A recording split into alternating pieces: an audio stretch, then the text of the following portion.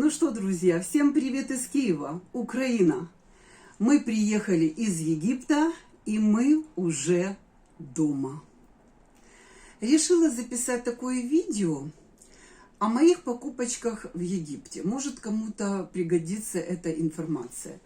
Вот, знаете, как всегда, смотришь, что, где и почему, и делаешь для себя определенные выводы.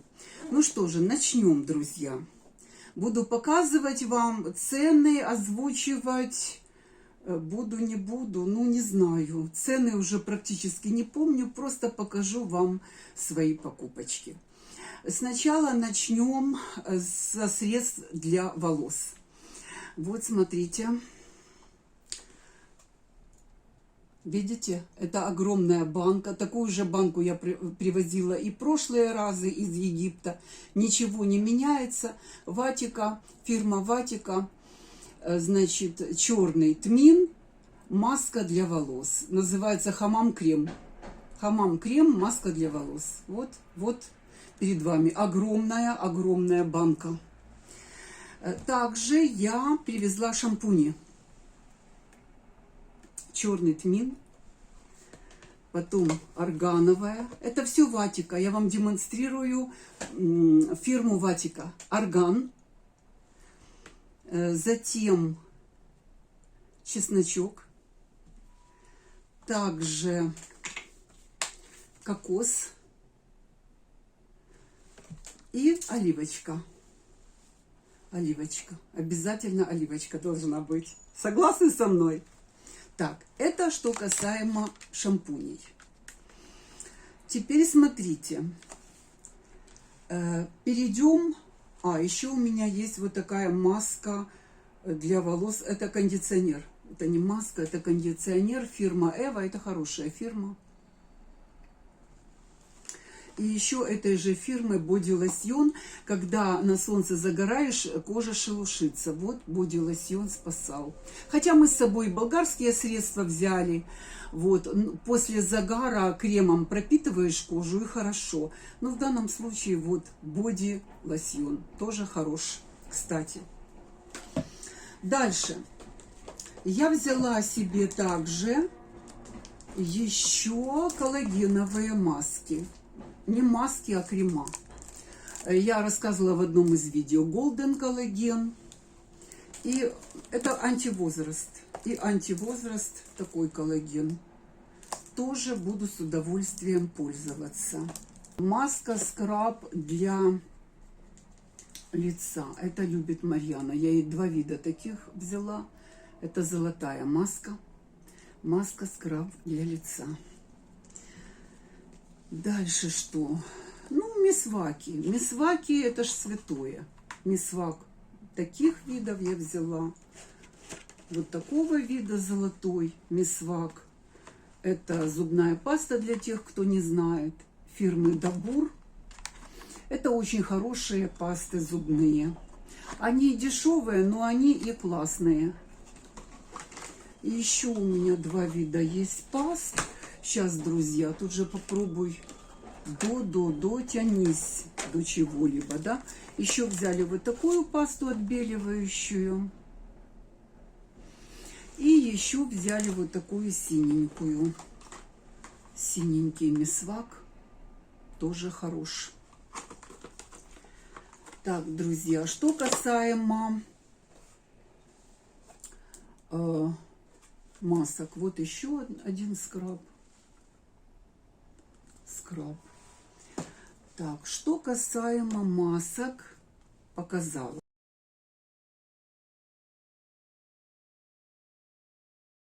Теперь перейдем к лекарствам. Лекарства, как таковые лекарства, мы не везли. Знаете, в таких объемах, как раньше мы набирали. Мы везли витамины и хондротин, а также омега-3. Вот это было у нас такое, знаете, основное, что мы хотели привезти. Вот смотрите, цинк.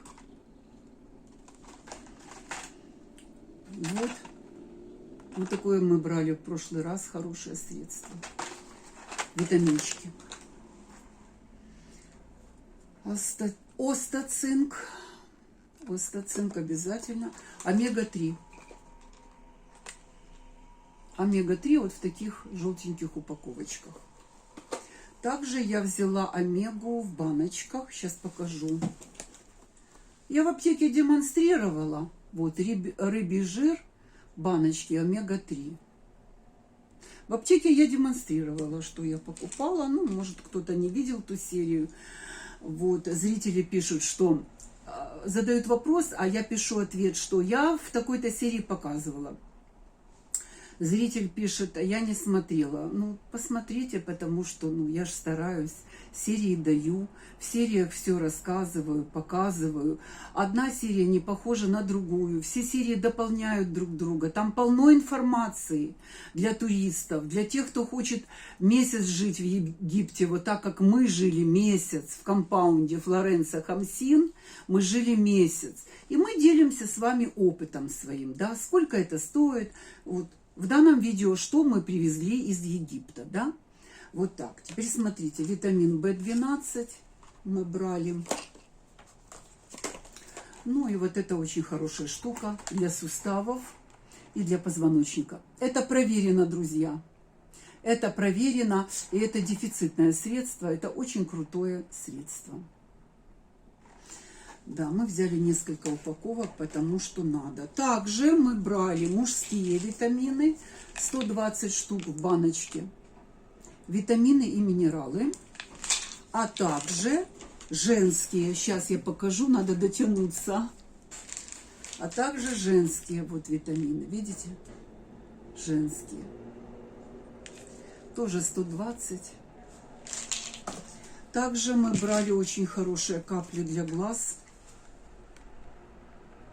Они для носа и для глаз. Я их использую для работы за компьютером, потому что у меня краснеют очень глаза, когда я долго работаю за компьютером. Поэтому я беру всегда вот эти капли. Да, еще вот это. Это уже витамины, которые брал муж. Он разбирается в этом. Он у нас витаминопоглотитель. Поэтому он в этом всем понимает. Так, аптеку вам показала.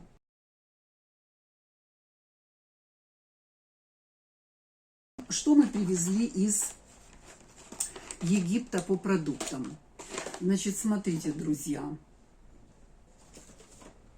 Финики. Мы вам их демонстрировали. Черненькие. Саудовская Аравия, производитель. А также мы привезли финики египетские. Это мы покупали в Карифуре. Смотрите ту серию из Хургада Сити Центр.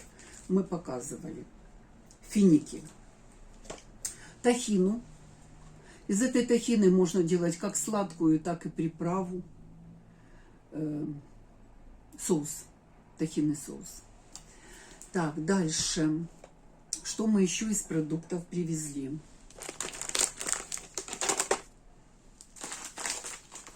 Рис басмати. Вот он. Басмати. Дальше. Туну. Хотели еще скумбрию брать, а потом подумали, ну куда? Килограммовая банка туны вот этой фирмы. Здесь килограмм, друзья. Я такое чудо первый раз в Египте вижу. Я вообще в жизни в своей не видела вот таких банок. Килограммовых. Это килограмм туны, то есть тунец, да? Еще кофе привезла вот такой турецкий. Это я купила там пить. Но поскольку я сосредоточилась на кофе с кардамоном, который я вам демонстрировала в другой серии, то этот кофе я уже привезла домой. Турецкий кофе, продающийся в Египте. Называется турецкий. Так, а также оливки Каламата. Это классные оливки, это очень вкусные. Черные оливки с косточкой, очень мягкие, очень тающие во рту. И также привезли инжир. Джем, фиговый джем, инжирный джем. Фига – это инжир. Очень вкусная вот этой фирмой. Вот этой фирмы вкусная, очень, очень вкусная. Как видите, целый стол завален подарочками.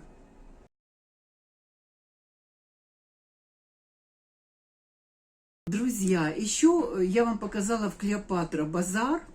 Я покупала сувениры, верблюдика, шкатулочку и тунику пляжную с верблюдами. Как мой муж говорит, с верблюдами.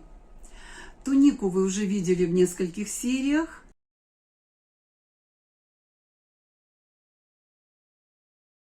А верблюдики, вот верблюды, это моя страсть, это моя любовь. Где бы мы ни были в мусульманских странах, мы всегда привозим верблюдиков. Вот верблюды, это моя любовь. Сейчас покажу вам. И, внимание, хочу показать вам коллекцию своих верблюдов. Вот они, мои красавцы. Каждый из них уникален. И каждый из них куплен в разных странах мусульманских. Здесь верблюды, которые мы покупали в Тунисе, в Объединенных Арабских Эмиратах, в частности в Дубае, в Абу-Даби. Потом мы в Египте часто покупаем верблюдов. И таким образом у меня сложилась вот такая коллекция. Вот самый первый наш верблюдик. Это Тунис. Это верблюдик. Верблюдица с ребенком. И вот сейчас мы купили. К нему есть ребенок. Вот. Таким образом, друзья, вот я вам показываю коллекцию мою. Вот она. Вот еще так, еще один раз вот так проведу. Это они к пирамидам идут, эти верблюды у меня. Смотрите. Вот. Вот так. Ну, красивые фигурки. Они очень тяжелые. Это дорогие фигурки, дорогие сувениры. Вот я их коллекционирую уже давно. Из каждой поездки я себе привожу такого верблюдика. Вот так, друзья. Так, верблюдов показала. Верблюдиков показала. Теперь шкатулочки. Это ж Арина. А также, друзья, мы привезли шкатулочку. Я шкатулочки эти тоже собираю. У нас с Марьяной очень много украшений. Нам нужно где-то это все размещать. И поэтому было принято решение купить еще одну шкатулочку. Я тоже показывала в той серии, где Клеопатру базар я показывала. Я в той серии показывала вам, как я выбирала шкатулочку. Вот, внимание на экран. Сейчас покажу вам мои шкатулки. И, друзья, хочу вам показать еще коллекцию моих шкатулочек. Смотрите, вот мои шкатулки из Египта. Вот эту купили мы самую первую. Это была шкатулочка из Шарм-эль-Шейха. Видите, какой перламутр. Вот. Тяжеленькое. Украшения лежат. Это вторая шкатулка была куплена в Хургаде. Вот так вот покажу перламутр. Вот такая шкатулка. Это очень тяжелая. И эта шкатулочка, вы ее помните? Сейчас я ее привезла из Хургады. Тоже перламутр. Вот. Вот они, 3 шкатулки. И стоят они у меня пока тут. Потом посмотрим для них место. Хочу купить новый комод. Белый деревянный. Присмотрела комод. Потом переставлю эти шкатулочки туда. Вот такие шкатулки. Для женщин это немаловажно. Вот иметь вот такие всякие прибамбасы. Это греет душу и сердце, друзья. Мне это нравится. Вот и покупочки в Египте. И знаете, я долго думала, рассказывать ли вам те перипетии, которые были у нас при вылете из Египта, связанные с багажом нашим. Я могла бы и скрыть эту информацию, и подать это так, что ах, как все было прекрасно, как хорошо, мы доехали. Но я никогда не обманываю своего зрителя. Если у меня не потрошили чемоданы, как это было всегда у нас, то я так и говорила, что чемоданы не потрошили, у нас все ок. Но, друзья, в этот раз все было совершенно иначе. Когда мы прибыли в аэропорт Египта, в Хургаде, терминал 1, Fly1, молдавский перевозчик, летает именно в терминал 1. Я так понимаю, что многие чартеры туда летают, именно в терминал 1. Мы и раньше туда прилетали. Да, там очень такой серьезный досмотр, там и лента, там и вскрытие твоей ручной поклажи и чемодана, там все, что хотите, может быть. Когда я перед войной, перед самой войной в ноябре с детьми летала в Египет, это был конец ноября 2021 года, то у нас тоже тогда был небольшой перевес чемодана. Ну как небольшой? 5 килограммов. Нам ничего не сказали, ничего, все было нормально. Также у нас был перевес чемодана на 5 килограммов, тоже на 5 килограммов, Марса-Алам. Но оттуда мы везли столик. Вы знаете весь этот столик знаменитый, он у меня в каждом влоге. И марсаламовскую лампу, красивую, восточную. Да, там тоже был перевес 5 килограммов, тоже нам ничего не было. Взвесили чемодан, все, он поехал. А в этот раз, друзья, у нас был перевес в одном чемодане. У нас был перевес 4 килограмма, и в другом чемодане у нас был перевес 5 килограммов. И мы как-то с Колей пропустили мимо ушей. Думаем, да, перевес. Ну, может, назначат каких-то $20 штрафа, заплатим, ради бога. Вот. Потому что я знала, что выписывать штраф за перевес чемодана. Я это знала. Эту информацию я читала в Гугле, я это знала. Но, друзья, дело в том, что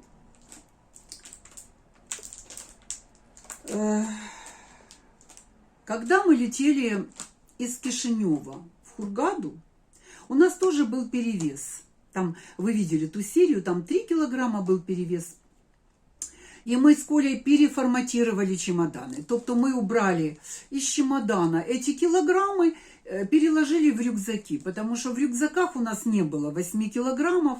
И в принципе, но, кстати, на заметку вам. Рюкзаки, то есть ручную поклажу, никто не взвешивает. Никто не взвешивает. Там было в билете написано, значит, багаж 20 килограмм на человека, ручная кладь 8 килограмм на человека. Так вот, в ручной клади у нас не было 8 килограмм тогда. И мы с Колей переложили, все переформатировали. У нас стали чемоданы очень легкие, 19,5 и 20, по-моему. По-моему, так. Вот, все. И мы улетели из Кишинева в Хургаду благополучно. Что было в Хургаде, в аэропорту? Когда мы уже летели из Хургады в Кишинев. Потому что вы знаете, что украинцы летают в основном через Молдову, через Кишиневский аэропорт. Короче говоря, вот это же у нас перевес был. И молодой человек, а мы на регистрацию стали первые, на свою беду, наверное. Мы первые стояли в очереди на регистрацию, на выдачу нам полетных билетов и взвес чемоданов. И вот этот молодой человек, который сидел на регистрации, египтянин этот молодой, худой, он придолбался к нам и говорит, взвешивая чемодан, говорит, тут такой перевес, тут такой перевес. А что это у вас типа перевес? Это все на английском языке, на ламаном, он говорит. Ну, а Коля ж с ним разговаривает. Коля же английский знает, Коля с ним разговаривает. И вот, значит, я ему говорю, он сразу берет карточку и пишет штраф. Сейчас я продемонстрирую эту карточку вам. У меня есть вещественное доказательство. Значит, смотрите, он берет вот эту вот иммиграционную карту, видите? Иммиграционная карта. И пишет на ней 90 евро штраф. За 2 багажа. 90 евро штраф. И говорит, будете сейчас платить 90 евро штрафа. Мы с Колей так переглянулись. Ну, в глазах друг друга прочитали, не тут то було, шукайте дурних десь, де-інде. Вот. И, значит, мы с Колей хватаем наши чемоданы и говорим, но, берем наши чемоданы, уходим с регистрации, и идем, там боковые были сиденья, идем на те сиденья и думаем, сейчас мы переложим, значит, наши вещи из чемоданов в багаж, вручную кладь, то есть, из чемоданов вручную кладь. И все сразу станет легко, и чемоданчики поедут. Вот, в общем, так мы и сделали. Только мы подошли к этим боковым стульям, он бежит. Представляете, какой ненормальный, ну я не знаю, как его назвать. Он бежит за нами, он оставил регистрацию, пост регистрации, люди стоят в очереди. Но, правда, там немного было людей, потому что только начало, чек-ин только открылся. Только начало чек-ина, людей было очень мало, буквально 5 человек вот перед нами, за нами было. Он бросает стойку регистрации, бежит за нами, чтобы посмотреть, что мы делаем с чемоданами. Этот человек вымогает с меня 90 евро в египетском аэропорту. 90 евро. Туризм, полицай. Вы поняли? Значит, он прибежал. Снова 90 евро штраф, 90 евро штраф. А я ему говорю, я сейчас вызову туристическую полицию прямо сюда, в аэропорт. Как только он услышал, что я ему грожу туристической полицией, он убежал на место, сел за стойку регистрации и стал дальше там проводить свою работу. Когда мы с Колей переформатировали чемоданы, мы уже подошли к другому человеку. Там было 3 наших стойки регистрации для нашего самолета. Мы подошли, все, чемоданы вообще поехали круть-верть, потому что один чемодан был 19 килограмм, второй 20 килограмм, 200 грамм, по-моему. То есть в нормах допустимых, все, чемоданы поехали. А у нас ручная кладь, тяжелющая. То есть мы все самое тяжелое переложили из чемодана в ручную кладь. Тяжелющая, неподъемная. Никто нам не взвешивал. Если вы такие принципиальные, чего вы тогда ручную кладь не взвешиваете? У нас не взвешивали ручную кладь. И мы провезли все, что мы хотели провезти. Дальше, это еще не все.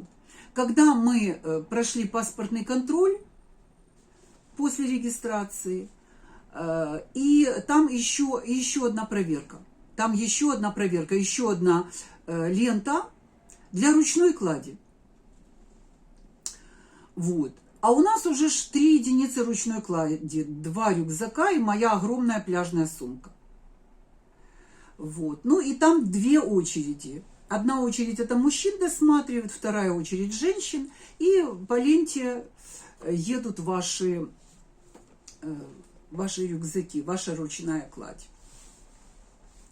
И что вы думаете? Меня просмотрели, а я всегда пищу, когда я прохожу через вот этот вот пищалку эту, я всегда пищу, потому что косточки от лифчика. У меня они всегда пищат, не знаю, как у кого.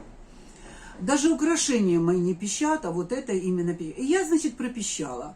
И эта арабка, ха-ха, давай меня шмонать. И звездой меня ставила. И ноги я поднимала, одну и вторую ногу на куб такой. Я поднимала, значит. И прямо Арина-балерина я была в аэропорту. И так меня ставили и сяк, и прямо обыскивали, общупывали всю. Нормально. И параллельно же едет моя сумка пляжная через эту ленту. И тут дядя меня, хоп, говорит, открывай сумку. Ну, я открыла сумку, а там у меня сверху лежат 2 шампуня. То есть вот это все, что я вам показала, это все, что я провезла. У меня было 8 шампуней, 6 из них я провезла, а 2 он забрал. Он забрал у меня черный тмин, и он забрал у меня чеснок. У меня они в пакетике вот так друг к другу, и в пакетике, и наверху сумки лежали эти шампуньки. Он у меня забрал, и что вы думаете, он сделал? Он открыл, там у них такая урна стоит, и он вылил, демонстративно при мне вылил эти два шампуня. Скажите, пожалуйста, зачем это делается? Ведь в чемоданах шампуни были. Мы же оставили некоторые шампуни в чемоданах. И они видели, когда ехали ленты через...